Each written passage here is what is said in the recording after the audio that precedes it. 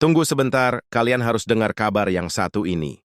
Karena ini benar-benar di luar dugaan, di saat banyak negara maju, atau bahkan sebagian warga lokal di luar negeri mulai merasa skeptis dan menolak kehadiran pendatang asing, kejadian di Jepang ini justru bikin kita merinding, bangga bayangkan, warga Jepang asli yang terkenal sangat teliti, punya standar setinggi langit dan cenderung tertutup, justru pasang badan dan membela mati-matian tenaga kerja Indonesia.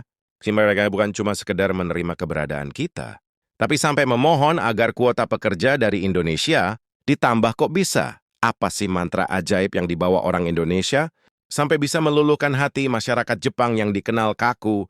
Jawabannya ternyata bukan cuma soal kerja keras, tapi sesuatu yang mengalir di darah kita sehari-hari. Penasaran? Tonton video ini sampai habis, karena fakta ini bakal bikin kalian makin cinta sama Indonesia. Halo semuanya.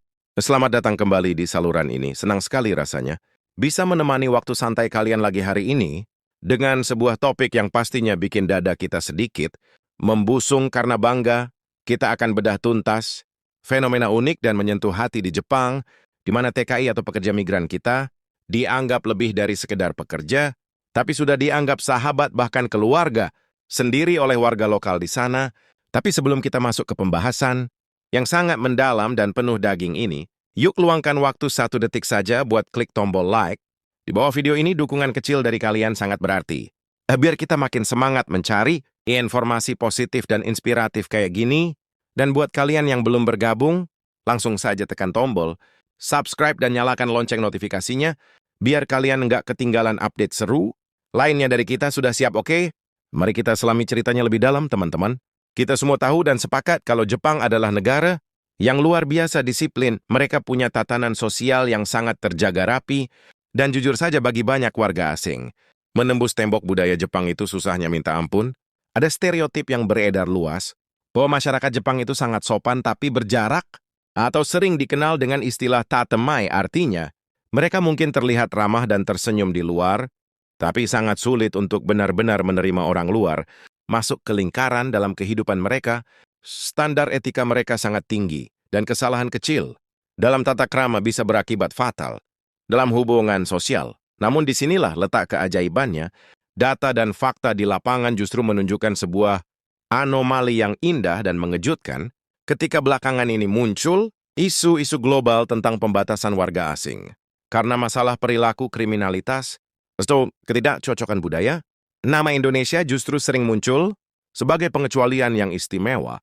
Berdasarkan laporan terbaru dan pantauan intensif di berbagai media sosial dan forum diskusi di Jepang, terjadi gelombang simpati dan dukungan yang masif terhadap warga negara Indonesia.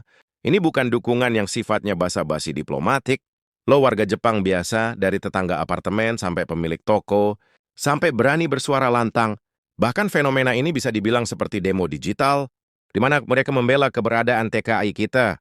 Pertanyaan besarnya adalah kenapa harus kita? Kenapa bukan negara lain yang mungkin secara ekonomi lebih kuat atau secara fisik lebih mirip dengan orang Jepang? Ternyata kunci utamanya ada pada satu kata, karakter warga Jepang, melihat sesuatu dalam diri orang Indonesia yang sepertinya sudah mulai pudar di dunia modern yang serba cepat ini. Mereka menemukan sebuah ketulusan yang otentik. Mari kita bedah alasannya satu-satu secara perlahan, agar kita paham betapa istimewanya posisi kita di sana. Alasan pertama dan yang paling fundamental adalah adanya kecocokan.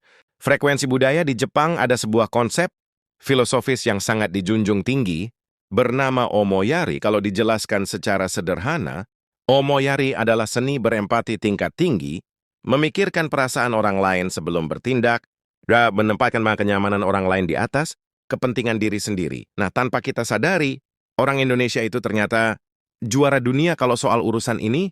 Sifat omoyari ini ternyata sangat kompatibel atau cocok banget dengan budaya, gotong royong dan keramahan khas Nusantara yang sudah diajarkan orang tua kita sejak kecil. Para TKI di Jepang dikenal bukan hanya datang bekerja, terima gaji lalu pulang. Tidak sesederhana itu. Mereka dikenal sebagai pribadi yang membawa nilai tambah. Pertama tentu saja soal etos kerja. Pekerja kita dikenal rajin, ulet dan tidak banyak mengeluh. Tapi rajin saja tidak cukup. Di Jepang yang membuat kita berbeda adalah poin kedua, kerendahan hati atau sifat humble. Orang Indonesia dikenal tidak sombong, murah senyum, dan sangat menghormati senioritas. Dalam struktur sosial Jepang yang hierarkis, kemampuan untuk menempatkan diri dan menghormati atasan atau orang yang lebih tua adalah nilai plus yang sangat besar. Orang kita tidak perlu diajari 2 kali soal menunduk atau menyapa dengan sopan karena itu sudah jadi makanan sehari-hari kita di Indonesia. Lalu ada poin ketiga yang paling mahal harganya, yaitu sikap sigap membantu. Orang Indonesia itu punya refleks menolong yang luar biasa cepat. Ada banyak sekali kesaksian dari warga Jepang asli yang melihat pekerja Indonesia langsung turun tangan, membantu tanpa diminta, baik itu di tempat kerja saat ada teman yang kesulitan mengangkat barang, di lingkungan tetangga saat ada acara bersih-bersih, hingga situasi darurat. Kita menolong tanpa pamrih, tanpa bertanya, saya dapat apa kalau bantu ini? Tapi murni karena dorongan kemanusiaan, sikap tulus. Inilah yang membuat hati warga Jepang luluh lantak. Mereka merasa seperti melihat cerminan nilai-nilai luhur leluhur mereka sendiri, yang mungkin sudah mulai hilang di generasi muda mereka. Hidup kembali dalam diri orang-orang Indonesia. Inilah yang membuat mereka merasa terhubung secara batin.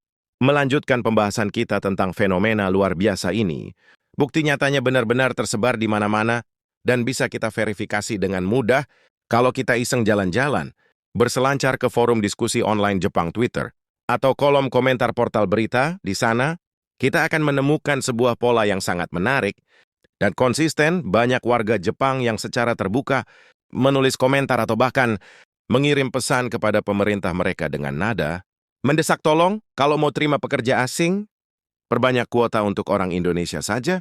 Kami lebih nyaman dengan mereka. Kenapa permintaan spesifik ini bisa muncul?